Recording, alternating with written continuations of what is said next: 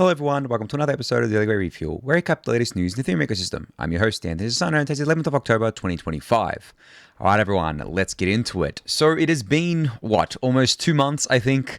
I checked today since I've done the last refuel. A lot of you have probably wondered, is the refuel dead? Is the Daily Gwei dead? The Daily Gwei is actually quite active. If you are in the Discord channel, then you'll know that. And there's a lot of people in there, regardless of if I'm active or not, they're all talking amongst themselves, and there's a lot of great information in there. So I guess if you haven't joined the Daily Gwei Discord channel yet, you should definitely do that. But I guess the question is around like the video, the podcast, all that sorts of stuff there, the refuel really. And it's not dead. It's just, I guess, the same as it's been over the last few months, or at least probably just, I guess, the majority of this year. It's kind of, I'm doing episodes whenever I feel like it. And today I feel like doing an episode, which is funny because today is probably one of the worst days in the markets ever. And for some reason, I feel like doing an episode. So maybe I'm just not affected by the market movements at all anymore, which is kind of weird. But I guess like a bunch of you are probably wondering, what I'm doing besides kind of crypto these days, because I've actually kind of taken a break from Twitter as well. I'm not very active on there at all, really. And I guess that's separate to everything else because Twitter is like, social media generally just keeps getting worse and worse. And you guys know my thoughts on this. I've given them plenty of times before.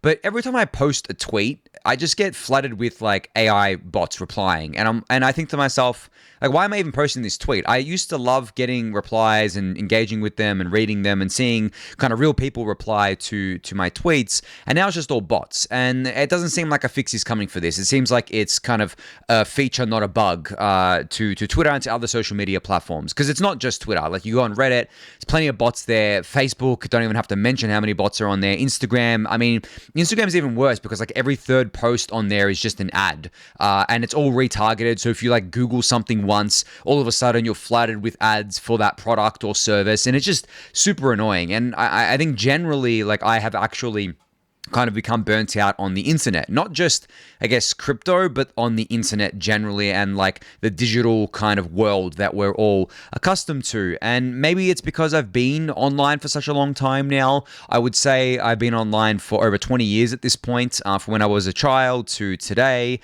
There are going to be people who are being online, for their entire kind of life. And then there already are people who have been online since they were born, but, they're younger than I am, Gen Z, Gen Alpha, all that stuff there. And I feel like everyone just is going to get to the same point of just being burnt out. And I say the internet, but it really is social media, right? Like, the internet has become social media at this point. I remember when I took my break last year, you guys remember maybe before the ETH ETFs were approved, it was May of last year. I took that two and a half week cold turkey break from crypto, which is really a cold turkey break from social media as well. And I kind of was bored. Like, I didn't really know what to do on the internet. Like, I wasn't bored in life generally, but I was bored on the internet because there wasn't really that much to do. The internet is great. I love the internet. I love going on various different websites and things like that. And I use AI services like ChatGPT.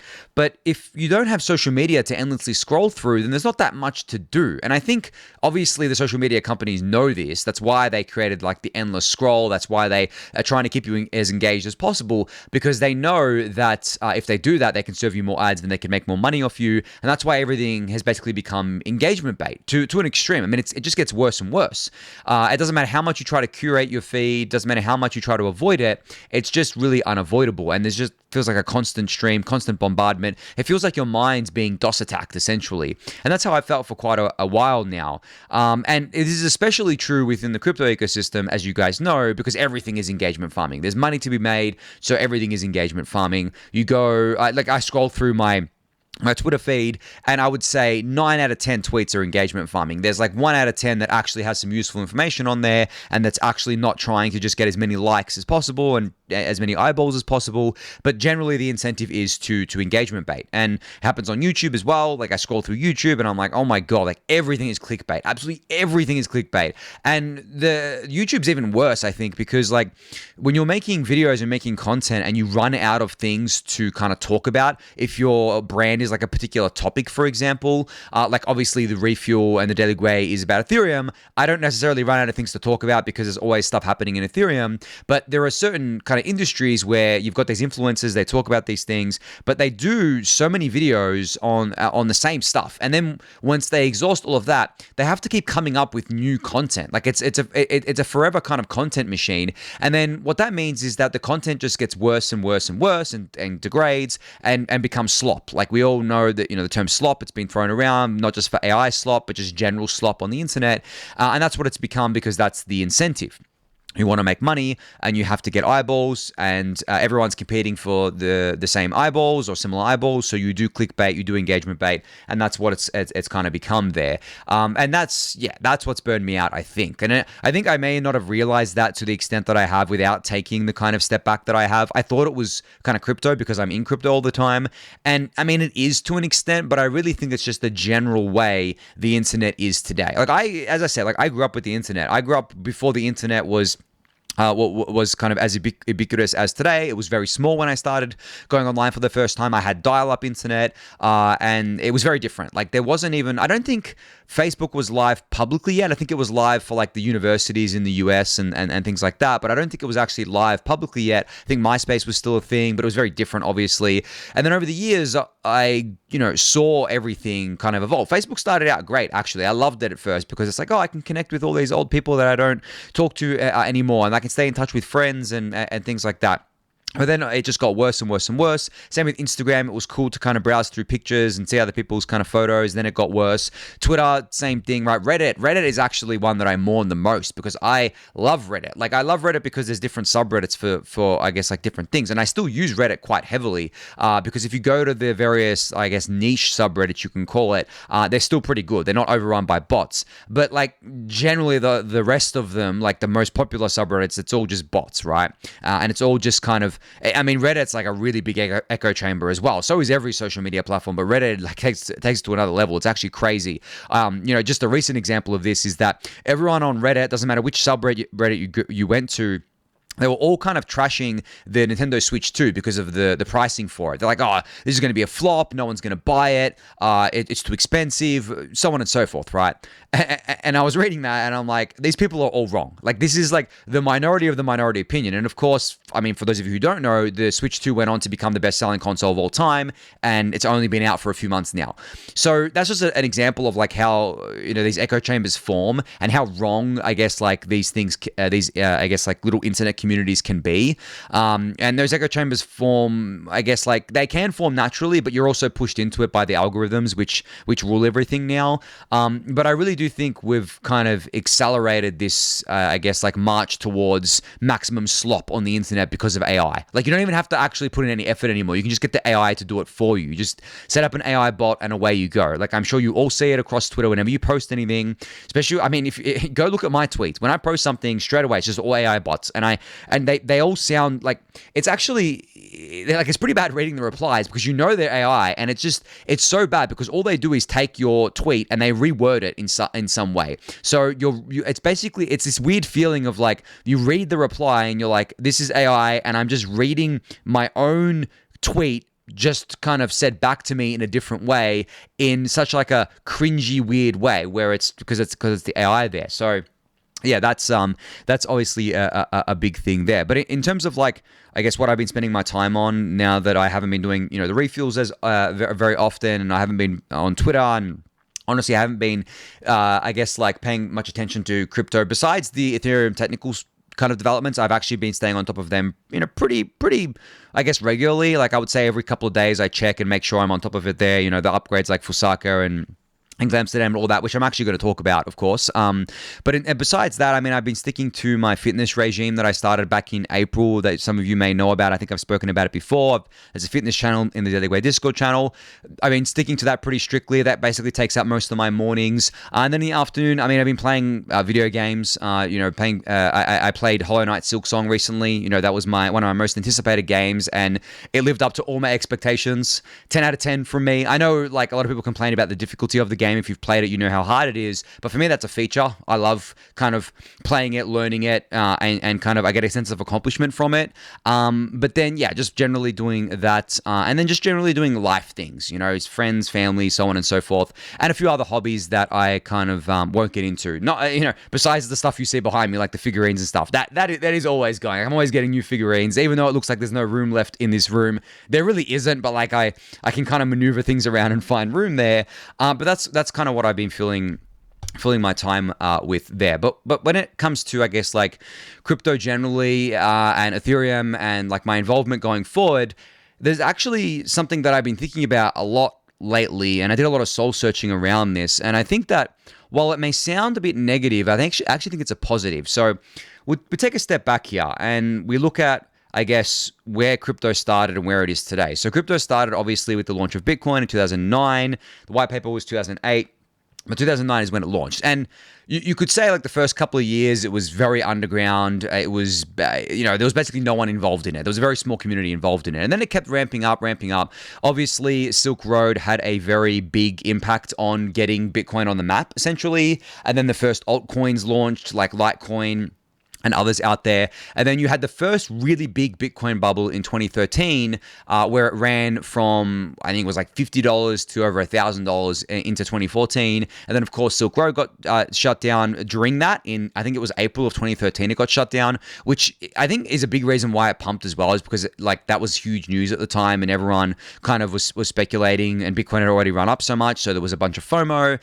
And then MT Gox exploded, which ended the bull market. 2014, 15, 16 was really quiet. As you guys know, Ethereum launched in 2015. Ethereum white paper was published at the end of 2013, I believe. 2014 was the ICO. So there was still stuff happening, but still very underground. It wasn't mainstream at all. No one really knew about it still. I mean, I actually didn't hear about Ethereum until I think it was late 2016 I first heard about it, but I didn't pay attention to it till early 2017. So a lot of people did that as well, because obviously 2017 we had the ICO mania. That was huge at the time. That got Ethereum on the map. A lot of people knew about Bitcoin at that point, I think, but that got Ethereum on the map. And then from there we had, I guess, like the rest of stuff. We had the bear market again, and then we had like DeFi summer. Then we had the bear market again because of FTX and Terra and stuff blowing up. And then we had the recent bull market with the ETFs. But I think if you kind of take a very broad kind of bird's eye view of this, you could argue that the 2009 to 2023 period was the, I guess, like cypherpunk, underground, niche, counterculture period of crypto, where it wasn't accepted as, broadly as something real, as something, lasting. If you believed in it, you were considered crazy to an extent, and not just in terms of investing in it, but also the underlying technology. But since the BTC ETF was filed for and launched, we've seen an absolutely massive wave of institutional kind of interest in this asset class. And the ETH ETF only accelerated this, of course, in May of 2024 when it got approved and then launched in June. So I would say that 2023 onwards has been this kind of institutional era and macro kind of adoption era of crypto that I don't see slowing down anytime soon. So even though I may be personally burnt out on a lot of this stuff and personally burnt out on the internet, I guess, generally because of social media, I think that we're just getting started on an even bigger journey for crypto, for Ethereum specifically, and that journey really is the mainstream journey. I think that at this point, you could argue that I would argue that this stuff's no longer underground, guys. It's not counterculture. It's not, niche. It's not something that no one, people haven't heard of before. You talk to really anyone, and they will have at least have heard of Bitcoin. Like anyone. Like I've tried this. I talk to just random people about it, unless they're like completely, not plugged into the internet, for example, or even, I guess, like mainstream news and stuff like that, like older folks. Like I would imagine like a lot of kind of older folks, like I'm talking old, like 70s, 80s sort of thing, probably haven't heard of it. Maybe they have now because I guess Trump's been talking about it. But there'd still be a bunch of people who just, they may hear the word, but like they don't remember it. They just kind of filter it out of their brain. But you could very easily make the argument that like Bitcoin, at least most people have heard of, Ethereum to an extent, but like crypto as well, the word crypto, I don't think that's a niche word at all. I don't think it's an underground word at all. I think most people will have heard of it at this point. And it's just obviously going to keep growing from there. Now, heard of it and bought the assets are different things. Heard of it and used the underlying technology are different things. Because I've always argued that the asset valuations are way ahead of where the technology is in terms of adoption. And that's still true today. But when you have such major organizations getting interested and in crypto and actually building on it, and I'm talking about like the biggest organizations in the world, right? We had Swift recently announce that they're going to actually be using crypto. You know, Ripple keeps going on about Swift and the banks using crypto for like 10 years now. And no, they haven't been using Ripple. They haven't even been involved in it. But Swift announced recently that they have been doing some work with Linnea, with Consensus. And this is real work, guys. And then they're like one of the biggest, but there's all these other, I guess, institutions out there. Obviously, BlackRock is doing a bunch of things, Fidelity, all these other ones, they're all coming, but they move slower. You know, they move slower than the retail investor. And you could say, you know, again, that 2009, 2023 period was mainly dominated by retail investors or by specific kind of funds and VCs that had been set up for crypto. But now we're having, I guess, like the inflow of all the TradFi people. And you know, a funny thing is that a good place to actually gauge this is LinkedIn as well, because LinkedIn is the, I guess, professional social media platform, right? It's like it's not just for TradFi, it's for every industry. But like, if you go on there and follow a bunch of TradFi folks and how they talk about these things, they talk about these things like they're 8 years behind, essentially, like they're back in 2017 sort of thing. But they're talking about it and they're getting excited about it, and they know and buy into the fact that this is the future now, in large part because of things like stable coins, which show them the obvious use case of these things, not just with being able to send assets, you know, basically instantly across the globe and for cheap, but also the fact that it's just like a very obvious use case. You know, stable coins, oh, okay, payments and things like that. Like that's very obvious to them. Whereas a lot of the other stuff is not as obvious. I mean, some of the finance related stuff like lending and borrowing, sure. But then the more convoluted and complex stuff that we invent within crypto is definitely not something that resonates with a lot of them, or they don't understand on the surface. But finance, they do. And they're getting really excited about it. So even though I'm saying all this other stuff about I guess like, and I've said it in the past as well about how I think that a lot of crypto has become kind of toxic and a lot of crypto has become ugly. I think for the most part, that's concentrated on the retail side of things. And because we're in this institutional era now, I actually don't think that matters that much anymore. I don't think retail has really any kind of bearing on where this stuff goes going forward. I think that this is why I believe the 4-year cycle is dead. I've said in the past, this is why I believe a lot of assets are going to have a very, very hard time appreciating in price. There's no more BTC goes up, ETH goes up, then the alts go up. It's more like whatever the institutional and macro side wants to buy and buy in size, which so far has only been BTC and ETH. They're not really buying anything else in size. And then from there, there'll be assets that I think are good assets and actually tied to good projects, but they're not going to get like random speculative bids like they have in the past. They may over the like very short term, but in terms of holding that value, it's just not really going to happen. I mean, in the past cycles, you saw these things kind of go up for like 6 to 12 months based on nothing other than the fact that the whole market was going up. And I really don't think you're going to see that going forward. I mean, we haven't. Like last year we didn't. There was just meme coins, right? All the energy went into that, and we know what happened with those, right? So maybe that's like a perfect kind of segue to talk about what happened in the markets today, because as you guys know, the markets, I mean, it's kind of funny. Okay, I'll take a step back here. So the markets have been weird for a while, right? Like as I was just saying, it's not really a retail-driven phenomenon anymore. It's institutional-driven. Everyone's getting really frustrated because they hold all these altcoins and like, oh my God, like they're not doing anything. BTC went up a lot. And of course, people were frustrated with ETH because it wasn't performing as well as they thought it would. But then ETH started performing really well and everyone was sidelined on ETH because they all thought ETH was dead and so on and so forth. So there's just been a lot of like coping going on within the ecosystem. And then you kind of fast forward to today, and what happened today is actually the biggest dump on, I guess they're called altcoins, right? Or the long tail of assets, I think in crypto history. Because ETH and BTC dumped as well, sure, but like they didn't dump that much. Like on the day, I think like at most, ETH went down like 15-20%. I think BTC went down 10 to 15% if you kind of look at it from the open to close of the day. But if you actually go and look at the long tail of the other assets, they went down so much more than that. Like I actually, so while the market was dumping, I was on a live stream. I was doing it with the ETH Staker guys. I was talking to Patricio, the founder of Pope, about DevConnect and about Argentina. We were going through a bunch of people's questions about Argentina. You should actually go give that a watch. It's on the ETH Staker YouTube channel, I believe, but I'll retweet it and share it in the Daily Gwei Discord channel once it's out. But I was on that live stream, and then I just randomly opened the chart, and I saw things like absolutely nuking. I only really watch BTC and ETH, so I saw them kind of going down. I'm like, okay, well, I guess we're dumping today, right? Like, I didn't really think anything of it. And then I went to CoinGecko and I refreshed the page, and I see like all the alts just decimated. Some of them were down like 40-50% on the hour, and I'm like, oh, okay, I've actually never seen this before. Even during like COVID, it didn't happen this fast. The COVID dump was like a 3 to 4 day thing. This happened in like 1 to 2 hours, guys.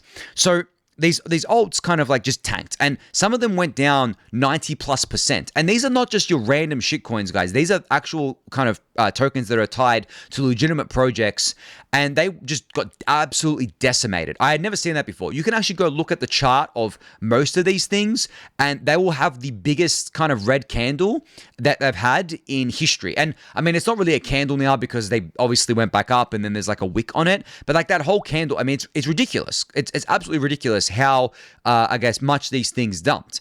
Now, there was a lot of speculation around this. Like, why did this happen? Obviously, I think you can tie the fact that Trump announced some tariffs on China again to like the wider market dump, and maybe what kind of triggered it. But we've seen that before, and I think we know that he's probably going to walk that back. It's probably not going to happen the way he's saying it is. We know there's some kind of like shenanigans going on there. That's not a secret at this point. But like for these long tail of assets, for these alts to dump as hard as they did, there's more going on here. Now, this is just preliminary kind of, I guess, things that I'm looking at here and things that I've seen. But if you've been paying attention over the past few months, I guess like perp dex meta has been a thing. It's been the only meta, I think, in crypto over the last few months, besides the ETH strategy companies, and obviously ETH going up a lot, and just DATs generally, digital asset treasuries generally. But if you look at what has been a crypto native meta, it has been the perp dexes. Now, the problem with this, and I think this is actually in large part what caused such a huge dump today, is that these perp dexes offer, so the ones I'm talking about obviously is like Asta and Hyperliquid and Lidar, these ones you all hear about on Twitter and elsewhere. The thing is with this is that they make it really easy to leverage, so to leverage trade. And I think what happened, and this is just a theory, and I'm recording this like a few hours after this dump happened. There's just a theory here. But I think what happened is that people got really impatient with the fact that things weren't going up. You know, their altcoins weren't going up, and they had all these alts, and they're like, you know what? I think maybe because ETH is going up again, and BTC is going up, and BTC went to a new all-time high, I think these alts are going to, catch a bid, right? And some of them were going up as well, of course. Like, it's not just BTC and ETH that goes up. The alts go up too. But I think what happened is a lot of leverage built up in the system, and a lot of retail investors, a lot of new retail investors onboarded onto these platforms, especially the ones that have promised airdrops and the ones that don't even have a token yet, like Lidar, and they're farming the points, right? So they're not only going long on assets and leverage long on these assets, they're also farming the points from these things so that they can get like tokens. So I think what happened was that a lot of these coins are relatively illiquid. A lot of them had a lot of leverage building up in the system. You can do things like cross margin, which just exacerbates the problem. And then because of that, because we had the dump today, it triggered what is referred to as a liquidation cascade. Now, for those of you who don't know what that is, it basically means that price dumps, right? A bunch of people get liquidated. But when you get liquidated, those tokens are sold. So what will happen is a liquidator will come in. On chain, it's usually like an MEV searcher or something like that. They'll come in, they'll kind of liquidate that position, they'll earn some money off of that, but they don't want to hold those assets, right? They're going to just like sell those assets. So, and people will sell assets as well to try and cover their position before they get liquidated. So what do you think happens when everyone's trying to sell an asset that is falling already, and people are getting liquidated, and then more people are trying to sell the asset that's falling more, like obviously the price is going to go down really quickly. And we've seen this happen plenty of times in crypto before. The last time it happened to this extent, I think it was Terra. It actually happened to ETH because Terra imploded. There was a bunch of leverage in the system because of like leverage looping liquid staking tokens. And then they got all unwound, and then ETH kind of like dumped really hard because of that. But it was, it was a market-wide sell-off at the time as well. But because of these liquidation cascades, I think it's kind of a self-fulfilling thing because anyone that's wanting to buy these things, they like a trader, for example, or market makers putting orders in and trying to, I guess, like fulfill orders, they're looking at this and they're like, okay, well, I'm not going to buy that. Like, I'm not going to stand in front of, a moving kind of train. I'm not going to sacrifice myself to I guess, like, buy here. I'm just going to wait and see when the dust settles, and then I'll buy. And that's why you see the violent bounces as well. And also the fact that like the market just runs out of liquidity and no one's willing to sell that low because they're like, wow, this thing just dumped 90%. I'm not going to sell 90% down. I'm going to set my sell orders higher if you want to sell. And then people just start buying it up because they're like, well, this is a massive opportunity to buy up an asset that's just gone down 90% in an hour. That's ridiculous. So I think, that's essentially what happened. You had a massive liquidation cascade from leverage that had built up that otherwise maybe wouldn't have built up because of the fact that we have this very easy to access leverage with the perp dexes, but you can also access leverage easily on centralized exchanges as well, right? And every day it seems like there's just more and more ways to leverage trade. And you guys know, like from basically day one of this show, anytime I've talked about kind of trading, I've always said to avoid leverage and especially avoid leverage on like everything except ETH and BTC because pretty much all of that is relatively illiquid. But even on ETH and BTC, I would say to avoid kind of leverage, even if you think you have a really safe liquidation price. Like, for example, let's just say that you kind of leveraged up on one of these alts. And you're like, okay, even if this thing, like my liquidation price is like 50% lower than the price of this alt, that's not going to happen. It's not going to go down 50% in like a day. I'll be able to save this position if I need to.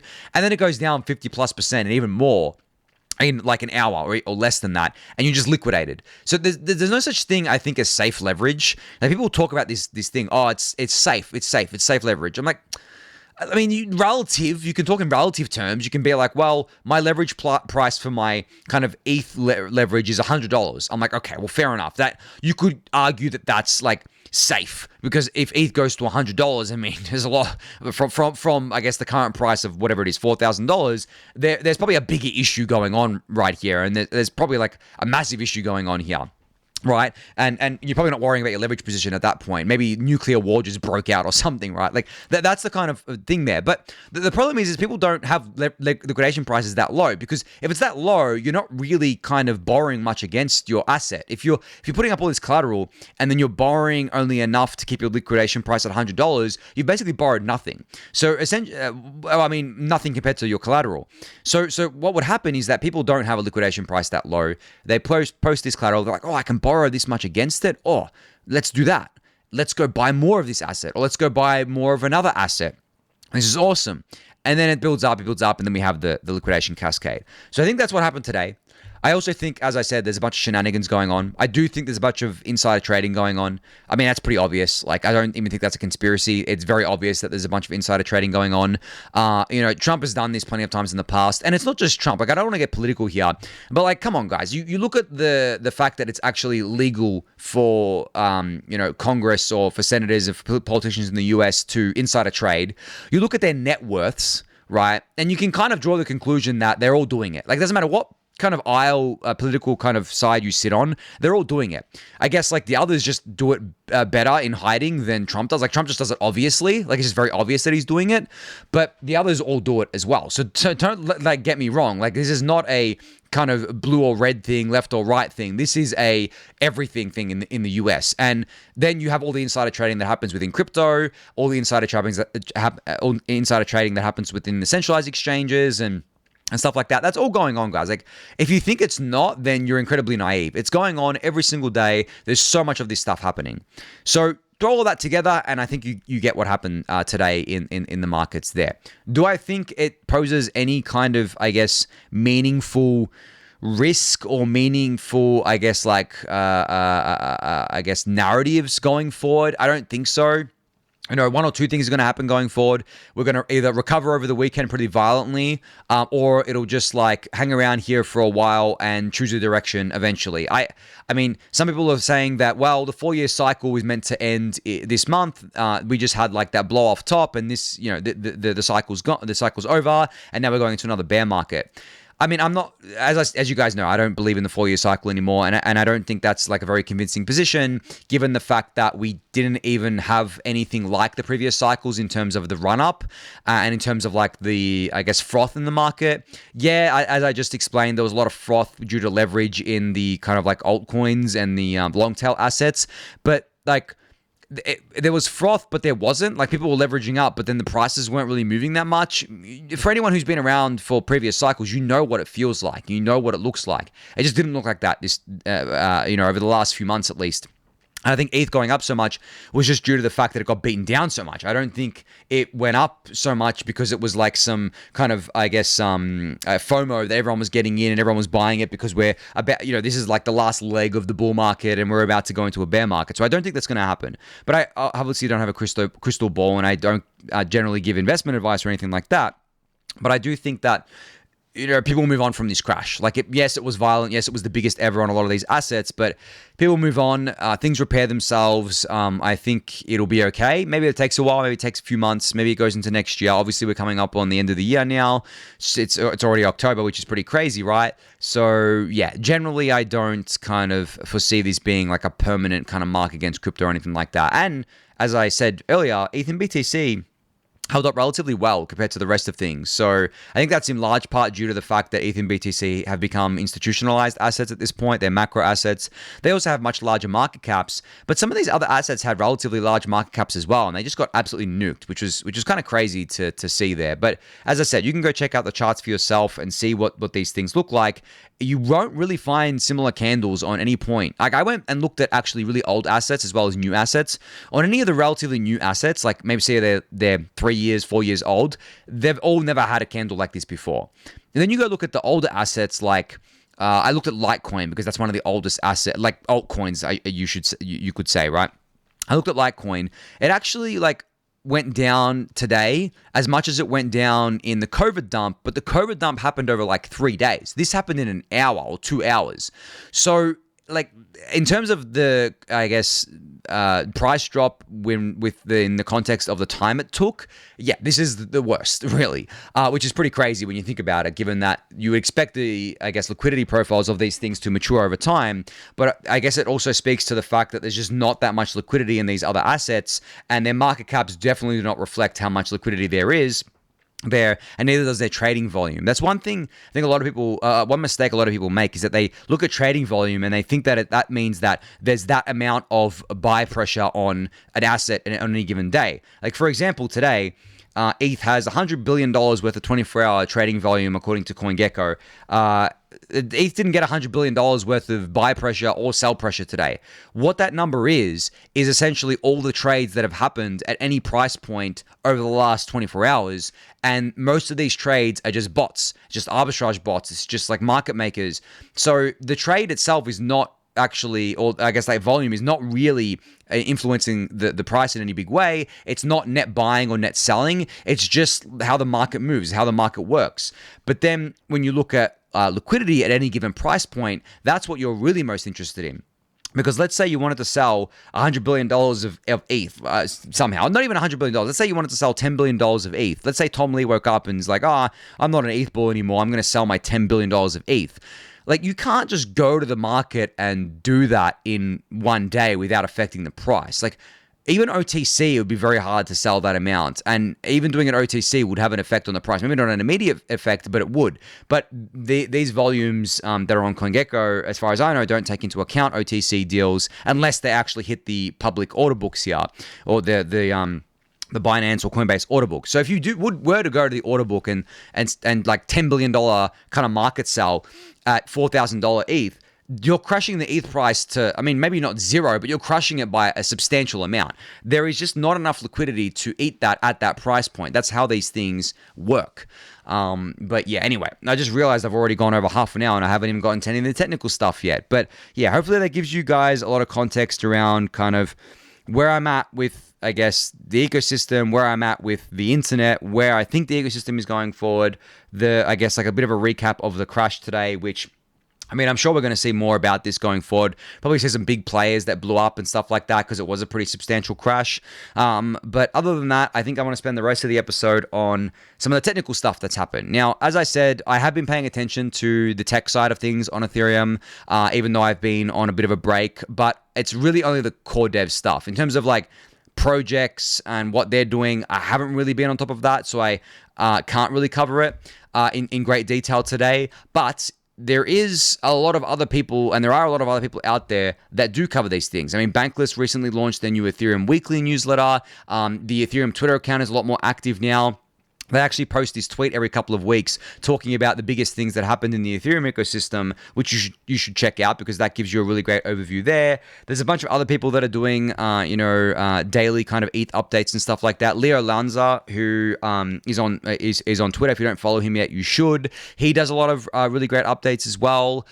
So yeah, there are a lot of people doing updates on daily, weekly Ethereum happenings on various kind of project level or kind of app level stuff, as well as things like the L2s and institutionalized adoption and stuff like that. So yeah, you don't necessarily need the refuel for that, I guess, at this point. And I think Christine Kim just started a new series on core dev related stuff as well, so you can go check that out too. But yeah, I mean, there's pretty broad coverage at this point of everything happening in the Ethereum ecosystem. So I will link that recent tweet from the Ethereum account about everything that happened, so you can go check that out. But what I wanted to kind of focus on was, I guess, the latest core dev stuff. So as you guys know, Fusaka is pretty much around the corner at this point. The mainnet target date, Thorsten here actually tweeted these out a little while ago, but basically the mainnet target date is still early December here. So it still is going to happen this year, which is pretty cool. But we had the Holeshki testnet fork on the 29th of September. That went through relatively smoothly. I think there was a bit of a drop off, as there usually is on these things, because people forget to update their nodes, so on and so forth. I think there was some kind of bandwidth issues and things like that with PeerDAS. As you guys know, PeerDAS is the major EIP that's coming with Fusaka. But for those of you who don't know as well, on the topic of PeerDAS, the blob, the amount of blobs that is coming with PeerDAS, at least from day one, is not going to be the maximum. Like, it's not going to be the 40 blobs or whatever it was. It's going to be pretty conservative. I think it's going to be a target of 6 with a max of 9, and then from there they're going to be doing the blob only kind of parameter changes in order to scale that up as the network kind of proves its resiliency and proves its reliability at any given blob target and blob max limit there. So I just wanted to kind of, I guess, talk about that. That's also on Forecast. You can go check that out, I believe. But in terms of where we're going from here, next testnet, the fork, will be Sepolia. That's happening on the 13th of October, so a couple days from now. Then we have Hoodie, which is forking on the 27th of October. And if all goes well with all these testnets and everyone's happy, there will be mainnet releases in early November for a mainnet release date or mainnet fork date in early December. Now, Thorsten has here 3rd of December. Don't know if that's the concrete date yet. It may not be 3rd of December. If I was a betting man, and I haven't paid close attention to this yet, as you guys know, but I would say maybe that gets pushed back a week to like 10th of December or something like that. But we'll have to see. It really doesn't matter. Like, it's so close. Less than 2 months away now before we have Fusaka live, which is actually great because, in case you guys didn't know, blobs are pretty much at capacity now. I remember covering this a bunch of times over the past few months, and it kept going up and up and up, but it pretty much is at capacity now. You can see today we're basically at an average of 5.9 blobs. So the target is 6. We're basically there now, as you can kind of see here. Which is pretty cool. It didn't take very long. Like, when was Pectra? In April, right?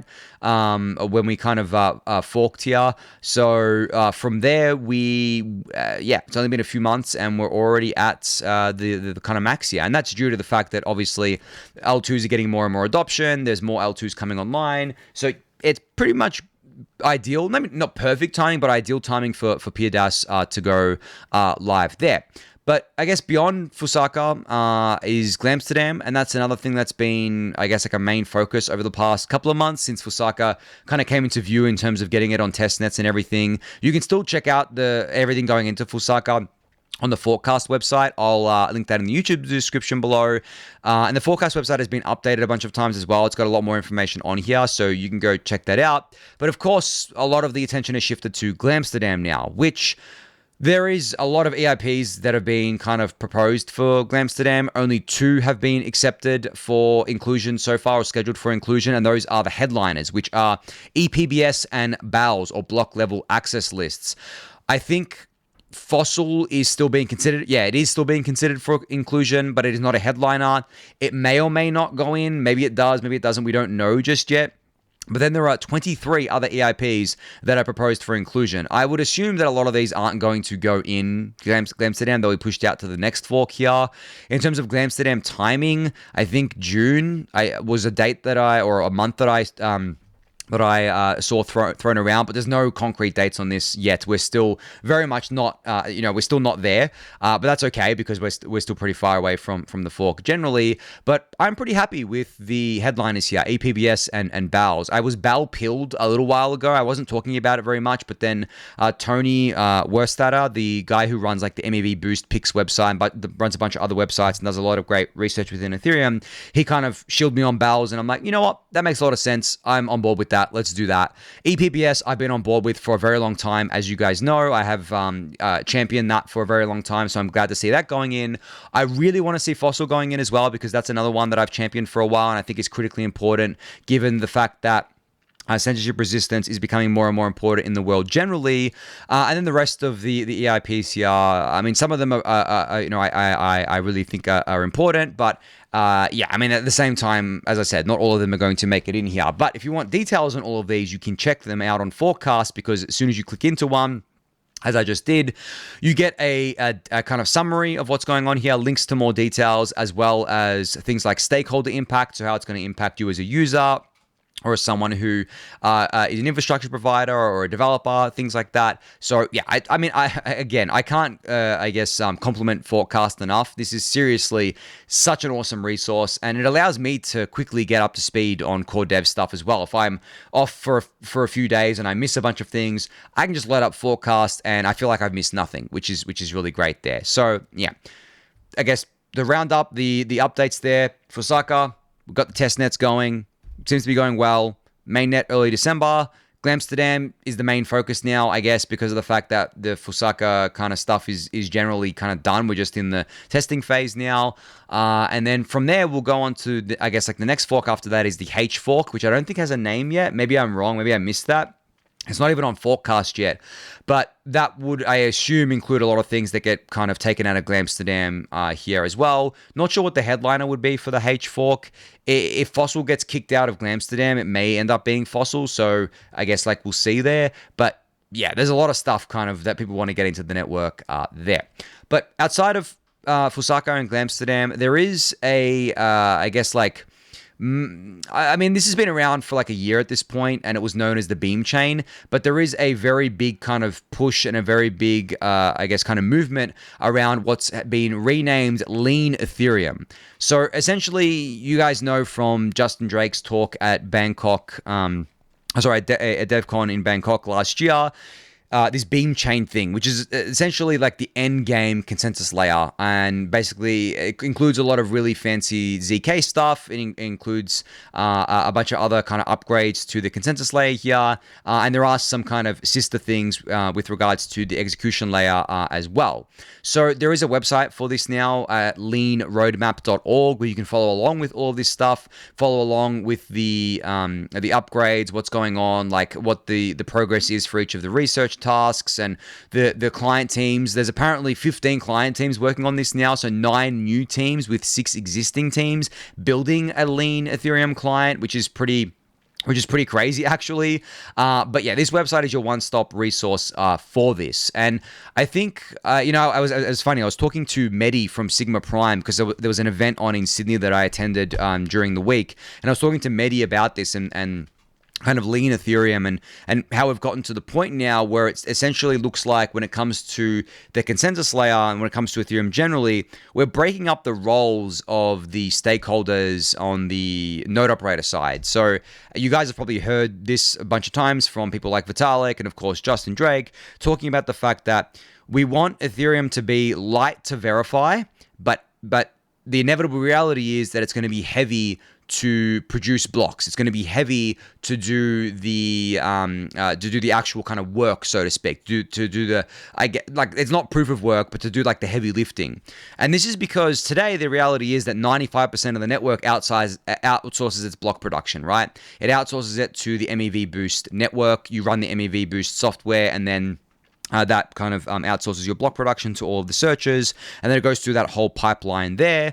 And I've explained before the concerns with that, and the concerns are really mostly around, I guess, liveness and censorship resistance, more so censorship resistance in the terms of the fact that we only have like 5 dominant builders, and when the OFAC sanctions hit, the majority of them were censoring, and the relays as well were censoring the Tornado Cash transactions.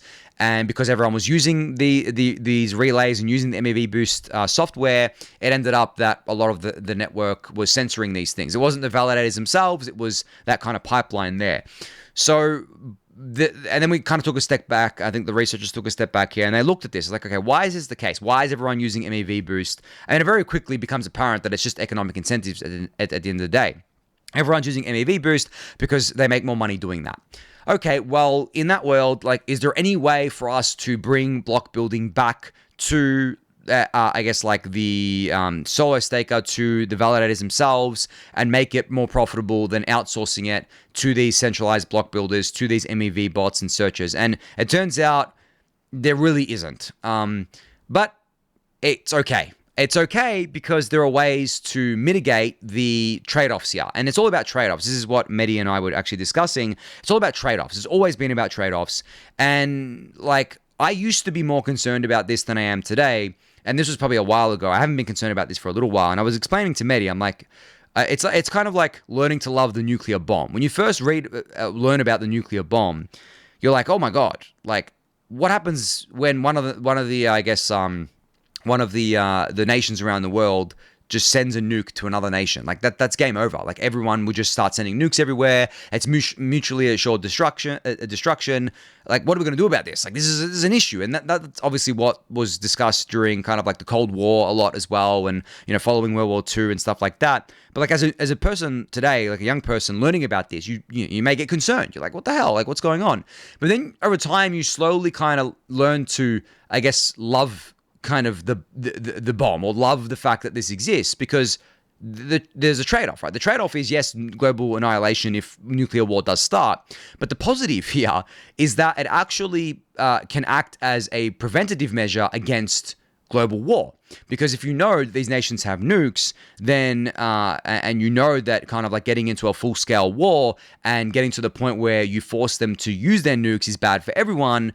And then, you don't want to use the nukes because, as I said, it's mad. It's mutually assured destruction. You're most likely not going to do it. Now, of course, you can throw a spanner in here and say, what about the crazy dictators who have nukes, and the crazy religious people that will nuke you because they think that doing that is going to send them to heaven or something, right? Like, yes, sure, there's bugs in the system, but again, it's just a trade-off spectrum. We're not saying it's perfect. We're not saying it's a solution. It's just a trade-off spectrum here. And the reason I use that analogy is because I think the same is true for what I'm talking about with regards to light verification, heavy block building, because we have things like Fossil, which is the forced inclusion list, right? Essentially, we basically give power back to the validators to enforce censorship resistance on the network, so that these builders can't just censor whatever transactions they want. They actually have to include certain transactions as dictated by the validators and the node operators themselves, which are much more diverse, much more distributed, and much greater in number than the block builders are. So that's a major reason why I have learned to love that. And also, there's the performance benefits of this too, especially when it comes to ZK-ifying everything, and especially when it comes to heavily kind of producing these proofs, because being able to produce these ZK proofs requires more hardware than it does to kind of like attest to blocks and to verify things. So the overall thinking, and this plays into the whole lean Ethereum roadmap, is that, okay, well, we'll accept the reality, we'll learn to love the reality that going forward, we're going to optimize around a heavy block building world. But that doesn't have to mean that Ethereum centralizes, because we're going to keep the verification of the chain and the kind of, I guess, node operator network we have of home stakers and institutions and other staking providers, we're going to keep them all online. It's all going to be good because we're going to have things like Fossil. We're going to make verification really light. In terms of reward, you're still going to be able to get the same or similar rewards that you had before. And there's going to be different roles for you in the network here. And that's also part of rainbow staking, which is something that has been proposed, which you can go kind of Google and you'll find information on that. But that's part of, I guess, lean Ethereum here.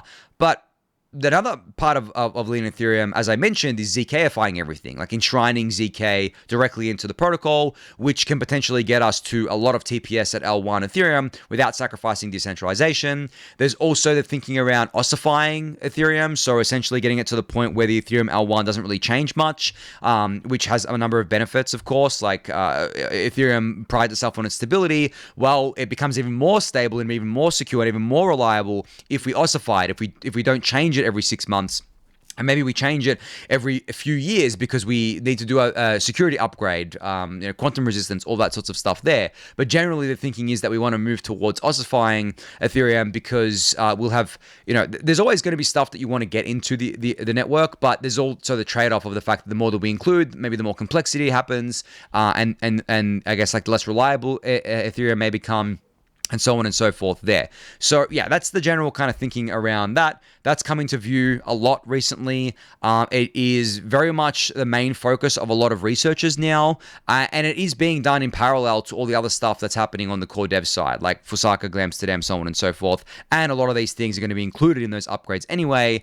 And, for lack of a better term here, I actually would call this Ethereum 3.0 at this point. I don't know if it's going to require another merge. Like, I don't actually know if this new kind of consensus mechanism that they're trying to create that is going to be, I guess, like ZK friendly, light client friendly, all that sorts of stuff, is going to require a merge like hard fork. But if it does, we can do it. But at the same time, I think that's just like an implementation detail. In terms of the scope of this and how big of a deal this is, I would say it's as big, if not maybe bigger, than the ETH 2.0 effort here generally. And again, I'm stressed this, it's all being done in parallel to everything else. It's not like how people flooded it last year and said, oh my God, we're going to have to wait 5 years for Ethereum to do any of the major upgrades it needs to do. No. And Justin Drake gave a talk on this at the Bankless Summit in Bangkok last year as well, where he basically said that we're going to be doing all this in parallel to what's already happening on the network. And of course, outside of the core development on the network, you also have the L2s. So yeah, it's all happening. There's a lot of upgrades coming. But if you want to keep up to date with the Lean Ethereum roadmap or the Lean Consensus roadmap, you can go check out the website. I'll link it in the YouTube description below for you to do so. All right, just a couple of other things I wanted to talk about with regards to where a lot of the focus in Ethereum has been shifted to recently. So two main areas, privacy and AI. Now, the Ethereum Foundation seems to be championing this the most, but there are other organizations working on this. I know that Coinbase is kind of involved in this. Etherealize is very involved on the privacy side of things, and there are a bunch of different projects in the ecosystem involved with this. But really, the focus has kind of become on privacy and AI, because those two things are going to be critically important going forward, especially privacy. I think like when it comes to onboarding institutions, the number one thing that they're concerned about is privacy, and we need to have good solutions for them in the Ethereum ecosystem so that they use Ethereum and not something else. And I'm not talking about like a privacy chain or privacy coins. Like I know Zcash has gotten a lot of attention recently because the price went up, but that's just like a narrative trade. No one's buying Zcash because they suddenly care about privacy and want to protect their privacy. I mean, the vast majority of these people are buying Zcash on a centralized exchange where they're already docked. So obviously they're not doing it for those reasons there. But if you look at where institutions are today and what's missing for them, privacy is a big thing there. And I know this for a fact because I talk to people who talk to these institutions and they all say the same thing. It's privacy. So that's good because like the reason why I think the Ethereum ecosystem is focusing on it is maybe different to why the institutions want to focus on it. The institutions want to focus on it because they don't want all of their data being leaked everywhere. They don't want every other business around the world seeing their data. They don't want everyone seeing their data. Their customer data obviously needs to be private. But when it comes to why I guess like the Ethereum community cares about privacy, it's more of like a cypherpunk kind of ethos there, right? It's less about I guess that, and more about like protecting your own data, and more about making sure that nation states and governments can't just like have access to all your financial data and use that against you, sort of thing. So it's kind of a double whammy there, which is a positive. Like, it's not a negative at all. But yeah, there's been a huge focus on privacy here. And one of the tweet threads that I encourage you guys to go read, I'll link it in the YouTube description below, is something that was made public recently called Kohaku, I think it is, which is a privacy initiative that has been kind of born out of the Ethereum Foundation here.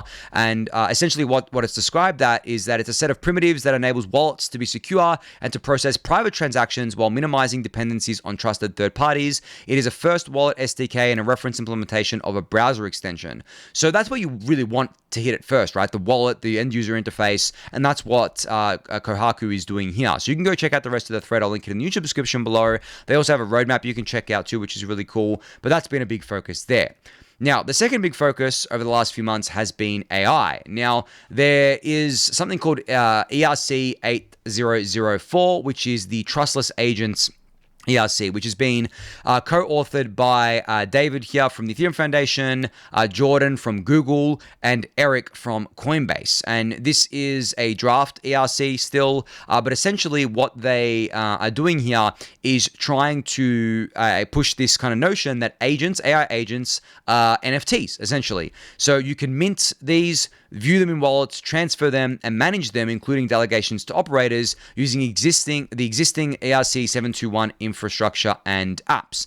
This makes them portable because you can, obviously send them around to different wallets. You can put things like reputation on chain. They support things like MCP, and there is something called the X402 protocol here, which is payment proofs, which can enrich the AI agents, as well as a bunch of other features here. You can go give this a read for yourself. I'll link it in the YouTube description below.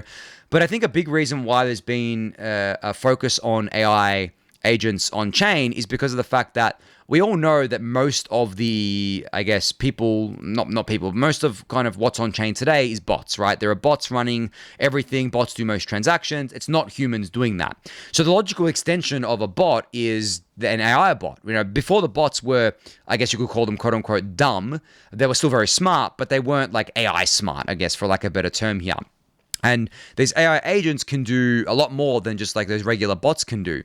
So we want them to be able to do that on Ethereum, but also have the flexibility to do whatever they want. So they're not just like locked into one paradigm of doing things or one other paradigm of doing things. They can do whatever they want. They can enrich themselves with a bunch of different features, and they get a lot of benefit from being on either Ethereum L1 or the L2s. And that's a major driver behind this ERC here. So you can go give that a read, this thread a read. I'll link it in the YouTube description below. But that's another big thing. So privacy and AI are the two things I would focus on going forward. In terms of like if they become a meta or not, I mean, unless you can speculate on something, it doesn't really become a meta. As I just mentioned, people think that privacy is a meta right now because Zcash is pumping. I don't think that so. I think it's just a narrative that it is. I think if you were looking at like this becoming a meta, probably not. But at the same time, it's going to be stuff that is critically important, especially for institutions, and it's going to be stuff that's used. And I know like AI coins had a meta as well, but it was the coins that was the meta. It wasn't the technology. No one really cared about the tech. It was more, oh, my coin's going up. So I guess that's like true of most, if not all, metas in crypto. But privacy and AI is also going to snipe a lot of people from other industries too. I mean, obviously the AI boom is still going on right now. There's a lot of interest in it. So it'd be cool to see people from like the Web 2 AI world come into the Web 3 AI world because of efforts like this. So yeah, anyway, you can go check out this thread. I'll link it in the YouTube description below for you to do so. All right, now to finish us off was a great tweet from Grow the Pie today. Now, because of all the, I guess, like turmoil in the markets today, there, of course, was a lot of activity on chain, not just on Ethereum L1, but on the L2s as well. And the Grow the Pie team tweeted out that the Ethereum ecosystem had a TPS all-time high today of 2,835 TPS across the L2s here. As you can see, Arbitrum 1 did 1,400 TPS, Base did about 1,000, Optimism Mainnet, Unichain, and Celo did between like 70 and 20 TPS here. But really, I mean, Arbitrum and Base are the kind of main drivers here, which is pretty cool to see. Now, this obviously is natural when you have a lot of volatility in the market. As we know, most transactions are related to finance stuff that's happening on chain. But I wanted to use this as a springboard to talk a bit about the L2s, because if you go to L2 Beat today, there's been some changes with the L2 rankings here, which has been interesting to see. If you rank them by TVL, or I guess like total value secured, you can see that obviously Arbitrum and Base is still number 1 and 2. OP Mainnet is still number 3. Somehow, I actually am confused by that because I don't know many people who use OP Mainnet. I don't really use it that much. I use Arbitrum 1 and Base mostly. But then you scroll down and you can see, oh, Linnea is now number 4. That's interesting. Lighter, a new perp exchange on Ethereum, is now number 5. And then you scroll down and you see the usual suspects still here. ZK Sync at 6th, Unichain 7th, Starknet 8th, so on and so forth. Unichain is an interesting one because I remember saying to you guys that I don't know if I was bullish on Unichain because of the fact that I didn't see really much use of it because of the fact that Swap was already on the other L2s, and I don't know who was going to go to Unichain just to do Uniswap stuff. I know they have an integration with their own wallet, so that's driving some kind of activity there. But if you actually look at their kind of TVL, it's basically halved since, July. And I think this is because a lot of the incentives ran out, and, people just aren't really interested in going and using that chain if there's no incentive to do so in terms of like token rewards and stuff like that. Not to say it's like a complete failure or anything like that. It's been cool to see them experiment with different technologies and use different things like flashbots. I think it's not called flashbots. It's called something else, like a way to do like very, very, very fast transactions. But yeah, like they've kind of like fallen from there. But Arbitrum and Wine and Base have staying power, guys. Like they're the major L2s, and it's interesting that they're both still optimistic rollups. Whereas Linnea is a validity rollup. I think Linnea's growth obviously recently has been because they did their token, but also Consensus and Joe Lubin have been saying that they're going to be using Linnea a lot themselves. They're going to be onboarding whoever they can onto Linnea, so they're really doing a lot of BD efforts there. And then the long tail of L2s, I guess, like fighting for to climb up this ladder here. But as I've always said, and I've said this for years, guys, there was only ever going to be a handful of these L2s that really got big, and then you're going to have the long tail. And that's true of really anything in crypto. There's a massive power law effect around these things. But I'm kind of happy to see that point validated at this point. But then if you look further out and look like long term, let's say 5 and 10 years from now, what does this actually look like? I think we may get it to a point in a world where everything is just like a based roll up that all kind of talks to each other in a really kind of atomically composable way, and the lines are blurred about what chain you're using, because you can just like use Ethereum L1 and be on Ethereum L1 and then like atomically compose and do transactions without having to bridge with Base, with Arbitrum 1, whatever L2 that you want to do.